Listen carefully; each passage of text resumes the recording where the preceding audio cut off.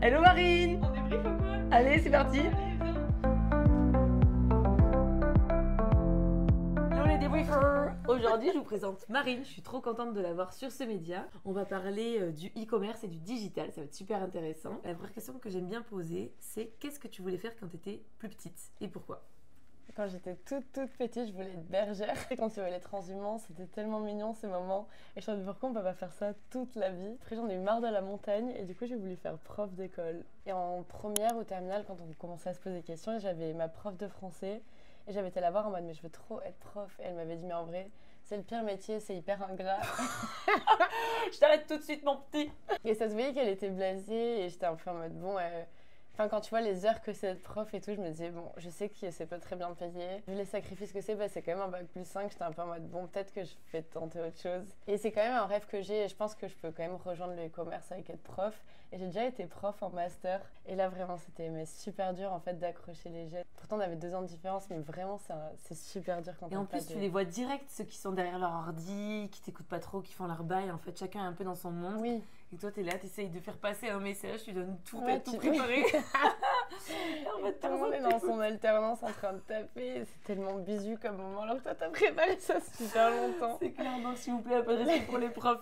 Donc maintenant qu'on sait un peu ce que tu voulais faire quand tu étais petite, est-ce que tu peux nous parler de ton parcours assez rapidement, d'où tu viens, dans quel milieu tu as grandi, quelles études tu as faites et où ça t'a amené, quel métier? Moi, j'ai grandi à Pau, du coup, mais plus précisément dans un petit village qui s'appelle Lé. Ma mère a fait un BTS et mon père a fait un CAP électricien, donc c'était vraiment genre pas un truc de faire des études. Et enfin, j'ai quand même capté le truc d'ascension sociale, tu sais, ce qu'on se connaît, enfin, ce qu'on apprenait de ouf au lycée. Et du coup, je voulais être prof, mais plus prof. Je savais pas quoi faire et du coup, comme beaucoup, j'étais pas mauvaise à l'école, donc je suis partie en prépa. Aïe aïe aïe. À Tarbes. On était 30 au 4e étage d'un lycée horrible. Non, c'était horrible. Juste. J'ai détesté l'ambiance. Mais c'était juste des gens pas sympas. Et c'est là où j'ai compris que ce que je kiffais vraiment, je crois que c'était l'humain. J'étais un peu là pour me faire des potes. Enfin, tu sors du bac. J'étais trop contente de me casser le pot et je m'en foutais d'être à Tarbes. Il y avait mon crush, j'étais trop bien. Que j'avais rencontré en passant le bac. Donc j'étais en mode, ok, let's go, c'est mon année. Mais pas du tout.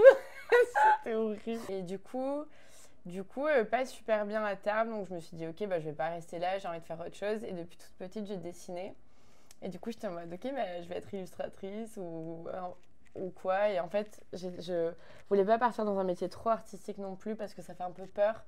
Alors qu'en vrai, on s'en fout et tout marche quand on veut. Mais sur le moment, ça me faisait trop peur d'être illustratrice et j'adore la pub. Depuis petite, tu regardes les... Oui, entre les films, les dessins animés, c'est trop... Enfin, j'adore... Enfin, on se souvient tous, tu vois, d'une pub.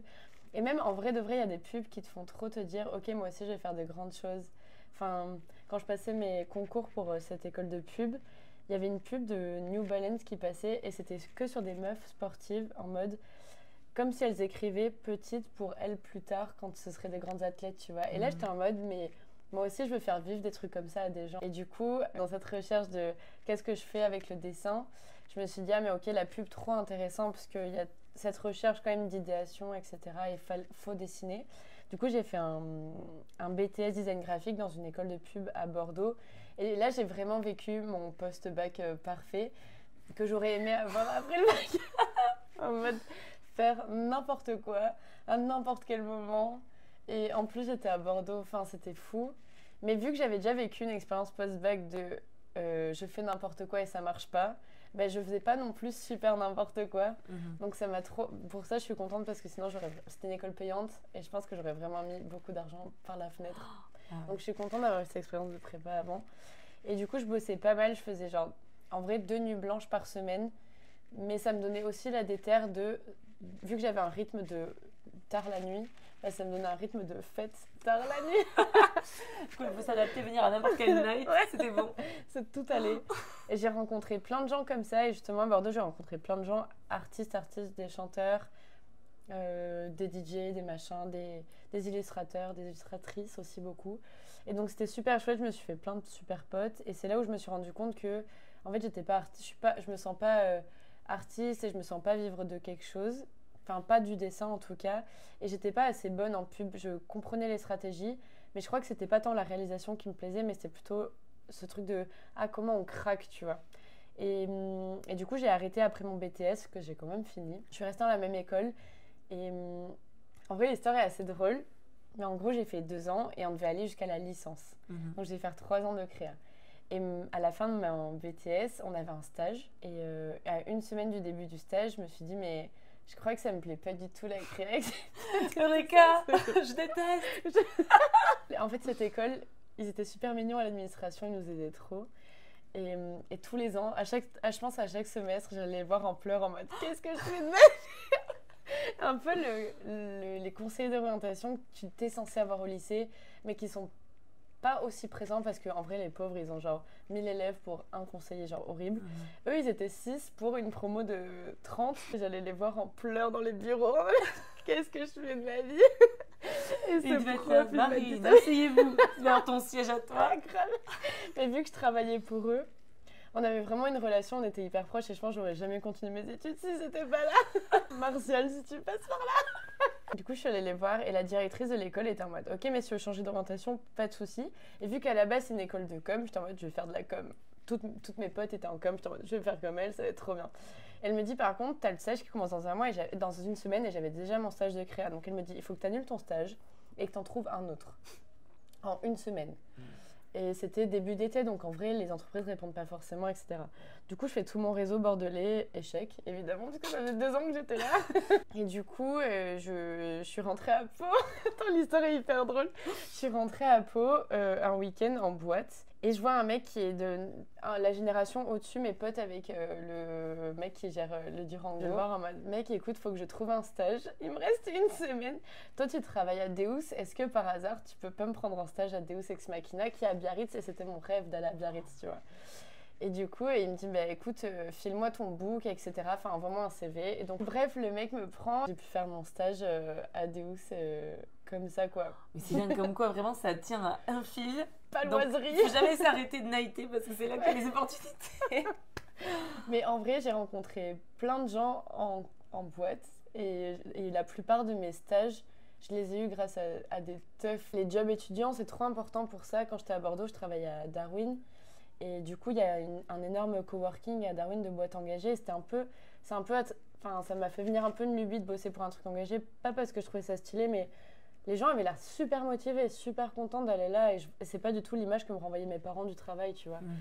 Ça me changeait de ouf. Et du coup, d'être au bar aux heures heureuses à Darwin, mais ça m'a sauvé la vie. J'ai rencontré tellement d'entrepreneurs et d'entrepreneuses surtout, et de gens qui entreprennent de manière générale et qui m'ont donné des stages, mais de manière tellement pas normale. Un peu improbable, comme quoi le travail paye aussi, parce que tout le monde ne fait pas des jobs étudiants, donc ça ouais, c'est grave. Une belle récompense. Ouais, trop important à mon avis de faire des jobs étudiants, même pour se faire des potes, pour découvrir d'autres choses que juste rester dans son école. Parce que j'étais quand même dans une école genre de Bordelais, payante, donc c'était un seul milieu social et il n'y en avait pas d'autres. Et du coup, d'aller à Darwin avec d'autres gens, d'autres étudiants qui faisaient d'autres écoles. Et c'est aussi un lieu qui accueille plein de personnes précaires. Donc, c'était tellement intéressant et tellement enrichissant de rencontrer d'autres gens. Enfin, ça fait du bien quoi, de sortir d'une espèce de microcosme. Donc, je fais mon stage à Deus, qui était assez improbable et assez enrichissant. Et après, donc, je fais ma licence de com. Et je déteste encore une fois les gens. Enfin, je me retrouve un peu dans ma situation de prépa où j'ai aucun attrait avec eux. Je me fais 2 potes sur 40 alors que je suis hyper sociable normalement, je le déteste.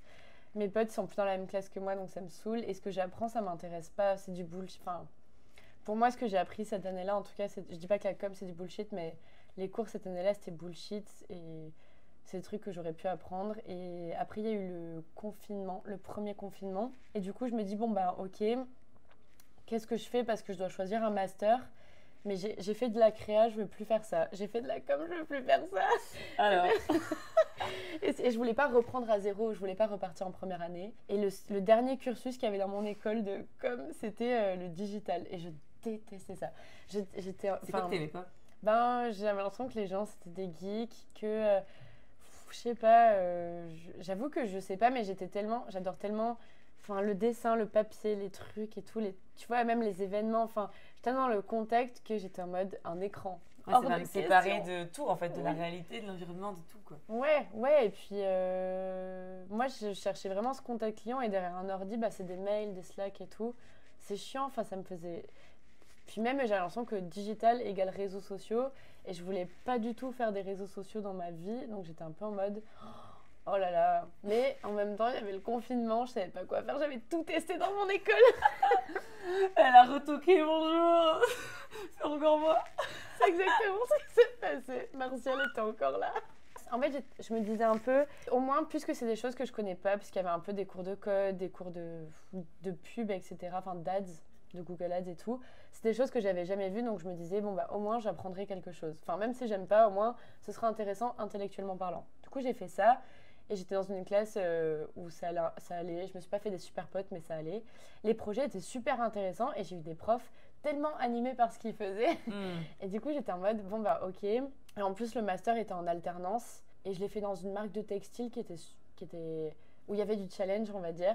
Et du coup, c'était super cool de voir comment gérer un site, quoi faire. Et en fait, le e-commerce, c'est tellement large.